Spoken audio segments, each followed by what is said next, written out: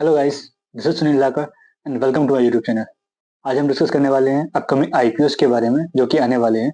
Detail में हम इनका रिव्यू करेंगे, क्या इनकी आस्क होने वाली है, क्या इनके पॉजिटिव एंड नेगेटिव्स होने वाले हैं, प्लस क्या इनका करंटली जीएमपी चल रहा है। Everything we will discuss in this video. Video को बिल्कुल भी मिस ना करें, एंड तक पूरा देखें। सबसे पहला आईपीओ है जिसका नाम है स्टेलियन इंडिया फ्लोरोकेमिकल लिमिटेड। ये कंपनी स्टेब्लिश हुई थी in the year of 2012। Basically इस कंपनी का काम होता है selling of industrial and refrigerant gases and related products. Company का प्राइमरी बिजनेस है debulking, blending and processing of refrigerant and industrial gases and selling of prefill cans and containers.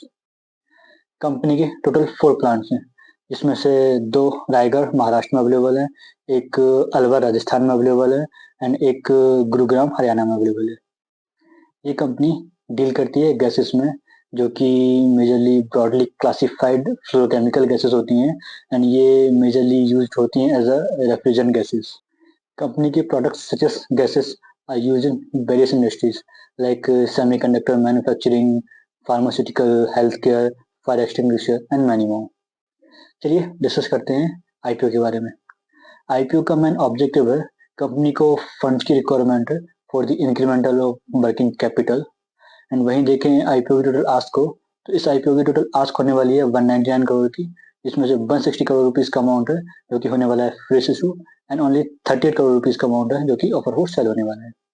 वहीं देखें IPO की इंपोर्टेंट डेट्स को, तो 16 जनवरी को already ये IPO आ चुका है जो कि क्लोज होगा 20 जनवरी को। वहीं इस आईपीओ का अलॉटमेंट होगा 21 जनवरी को एंड ये आईपीओ लिस्ट होगा 23 जनवरी को। चलिए अब बात करते हैं आईपीओ के लॉट साइज के बारे में। तो इस आईपीओ का एक लॉट होने वाला है 165 शेयर्स का, जिसमें उसका प्राइस बैंड रहेगा बिटवीन 85 टू 90 रुपीज के बीच में। वहीं इस आईपीओ में रिटेल इन्वेस्टर्स मिनिमम एक लॉट से लेके मैक्सिमम 13 लॉट तक लगा सकते हैं। वहीं इसमें स्मॉल एचएनआई कैटेगरी के लोग मिनिमम 14 लॉट से लेके मैक्सिमम 67 लॉट तक लगा सकते हैं। वहीं बिग एचएनआई कैटेगरी के लोग इसमें मिनिमम 68 लॉट से लगाना स्टार्ट कर सकते हैं। वहीं देखें आईपीओ के रिजर्वेशन कोटा को, तो ये आईपीओ 50% रिजर्व है for the qualified institutional buyers के लिए, 35% रिजर्व है फॉर द रिटेल कैटेगरी के लिए एंड ओनली 15% रिजर्व है फॉर द एचएनआई कैटेगरी के लिए। चलिए अब डिस्कस करते हैं कंपनी के फाइनेंशियल्स के बारे में। कंपनी का asset and profit after tax में सिग्निफिकेंट ग्रोथ देखने को मिली है एंड ये पॉजिटिव साइन है इस कंपनी के लिए। अगर हम कंपैरिजन करें बिटवीन मार्च 2023 से लेकर सितंबर 2024 के बीच में, तो कंपनी का एसेट 126 करोड़ से बढ़कर पहुंचा है 235 करोड़ तक एंड वहीं कंपनी का प्रॉफिट आफ्टर टैक्स भी 9.75 करोड़ से बढ़कर पहुंचा है 16 करोड़ तक। वहीं कंपनी का नेटवर्थ में भी काफी अच्छा ग्रोथ देखने को मिला है जो कि 70 करोड़ से बढ़कर पहुंच गया है 134 करोड़ के आसपास। वहीं कंपनी का रेवेन्यू स्लाइटली डिक्रीज हुआ है as compare to previous quarter, जो मार्च 2023 में 226 करोड़ के आसपास था, जो कि कम होकर आ गया 140 करोड़ के आसपास। वहीं देखें कंपनी की बोरोइंग्स, तो कंपनी की बोरोइंग्स भी कंटिन्यूसली बढ़ती जा रही हैं, जो कि 18 करोड़ से बढ़कर पहुंच गई है 81 करोड़ के आसपास। चलिए डिस्कस करते हैं कंपनी के पॉजिटिव एंड नेगेटिव्स के बारे में। कंपनी का सबसे बड़ा पॉजिटिव पॉइंट है कंपनी जानी जाती है अपनी क्वालिटी एंड इनोवेटिव प्रोडक्ट्स के लिए एंड कंपनी ने अपना बहुत ही स्ट्रॉन्ग नेटवर्क बेस बिल्डअप किया है across the high growth industries के बीच में, जो कि काफी बड़ा पॉजिटिव पॉइंट है इस कंपनी के लिए। वहीं दूसरा पॉजिटिव पॉइंट है कंपनी के लिए, company strong market recognition business model पर काम करती है। कंपनी का तीसरा पॉजिटिव पॉइंट है कंपनी की operation efficiency and experience management team, जो कि कंपनी की फाइनेंशियल ग्रोथ को मेंटेन करके रखती है। चलिए डिस्कस करते हैं कंपनी के नेगेटिव पॉइंट्स के बारे में। कंपनी का सबसे बड़ा नेगेटिव पॉइंट है कंपनी हैविली रिलाई करती है चाइना के ऊपर for the importing of raw material. जो अपने ऑपरेशंस के लिए सारे रॉ मटेरियल्स की रिक्वायरमेंट होती है ये चाइना से इम्पोर्ट करती है एंड वी ऑल नो कि इंडियन चाइना के रिलेशन अभी उतने स्ट्रॉन्ग नहीं है।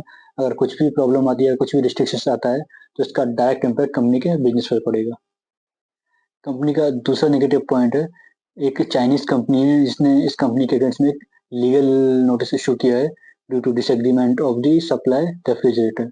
अगर इसमें कुछ भी नेगेटिव जजमेंट आता है तो इसका डायरेक्ट इम्पैक्ट कंपनी के बिजनेस एंड कंपनी की ग्रोथ पर पड़ेगा, जो कि काफी बड़ा नेगेटिव पॉइंट है इस कंपनी के लिए। चलिए डिस्कस करते हैं कंपनी के जीएमपी के बारे में। करेंटली इस कंपनी का जीएमपी एज ऑफ नाउ 40% से अबव चल रहा है, जो कि पॉजिटिव साइन है इस कंपनी के लिए। ओवरऑल बात करें आईपीओ के बारे में तो ये आईपीओ अच्छा खासा लिस्टिंग लाइन देते हुए नजर आ रहा है। एंड इस कंपनी का फाइनेंशियल्स भी बहुत स्ट्रॉन्ग है एंड इसका मार्केट बेस भी बहुत स्ट्रॉन्ग है, तो ये आईपीओ एक अच्छा आईपीओ साबित हो सकता है। चलिए डिस्कस करते हैं आज के दूसरे आईपीओ के बारे में। इसका नाम है Denta water infra solution limited. ये कंपनी इस्टेब्लिश हुई थी इन द ईयर ऑफ 2016 में। बेसिकली इस कंपनी का काम होता है designing, installing, commissioning water management infrastructure projects. Company की स्पेशलाइजेशन है इंफ्रास्ट्रक्चर प्रोजेक्ट में, including ground water recharging through recycle water. Company ने सक्सेसफुली एग्जीक्यूट किए हैं some major projects like hire Bengaluru, LIS and KC valleys. And also company Bengaluru के water waste management system को भी support करती है। एंड एक गवर्नमेंट प्रोजेक्ट है जल जीवन मिशन, उसमें भी ये कंपनी गवर्नमेंट को सपोर्ट करती है। वहीं पर कंपनी ने नवंबर 2024 तक total 32 water management project execute किए हैं, जिसमें से 11 प्रोजेक्ट्स थे जो कि कंपनी ने as a main contractual basis पर एग्जीक्यूट किए थे। एंड एक था जो कि ज्वाइंट वेंचर पर एग्जीक्यूट किया है। एंड इसमें से 20 प्रोजेक्ट्स थे जो कि एज अ सब कॉन्ट्रेक्चुअल बेसिस पर उन्होंने एग्जीक्यूट किए हैं। एडिशनली कंपनी ने रेलवेज एंड हाईवेज के प्रोजेक्ट्स को भी अंडरटेक करके रखा है। चलिए डिस्कस करते हैं आईपीओ की टोटल आस्क के बारे में। इस आईपीओ की टोटल आस्क होने वाली है 220 करोड़ की, जिसमें से पूरा 220 करोड़ का अमाउंट होने वाला है फ्रेश इशू। वहीं देखें आईपीओ की इंपोर्टेंट डेट्स को, तो ये आईपीओ आने वाला है 22 जनवरी को, जो कि क्लोज होगा 24 जनवरी को। वहीं इस आईपीओ की अलॉटमेंट होगी 27 जनवरी को एंड ये आईपीओ लिस्ट होगा 29 जनवरी को। चलिए अब बात करते हैं आईपीओ के लॉट साइज के बारे में। इस आईपीओ का 50 शेयर का एक लॉट होने वाला है। इसमें इसका प्राइस बैंड रहेगा बिटवीन 279 टू 294 रुपीज के बीच में। वहीं इस आईपीओ में रिटेल इन्वेस्टर्स मिनिमम एक लॉट से लेकर 13 लॉट तक लगा सकते हैं। वहीं इसमें स्मॉल HNI कैटेगरी के लोग मिनिमम 14 लॉट से लेकर 68 लॉट तक लगा सकते हैं। वहीं इस आईपीओ में बिग HNI कैटेगरी के लोग मिनिमम 69 लॉट से लगाना स्टार्ट कर सकते हैं। वहीं देखें आईपीओ के रिजर्वेशन कोटा को, तो ये आईपीओ 50% रिजर्व है for the qualified institutional wells के लिए, 35% रिजर्व है फॉर द रिटेल इन्वेस्टर्स के लिए एंड ओनली 15% रिजर्व है फॉर द HNI कैटेगरी के लिए। Now let's discuss about the company's financial information. Company का asset, revenue and profit after tax continuously grow कर रहा है, जो कि पॉजिटिव साइन है इस कंपनी के लिए। अगर हम कंपेरिजन करें बिटवीन मार्च 2023 से लेकर मार्च 2024 के बीच में, तो कंपनी का एसेट 123 करोड़ से बढ़कर पहुंच गया है 219 करोड़ तक। वहीं कंपनी का रेवेन्यू 175 करोड़ से बढ़कर पहुंच गया है 241 करोड़ तक। वहीं कंपनी का प्रॉफिट आफ्टर टैक्स भी 50 करोड़ से बढ़कर पहुंच गया है 59 करोड़ तक। चलिए डिस्कस करते हैं आईपीओ के जीएमपी के बारे में। करंटली इस आईपीओ का जीएमपी एज ऑफ नाउ चल रहा है 15% के आसपास, जो कि आने वाले कुछ समय में थोड़ा बहुत ऊपर नीचे हो सकता है।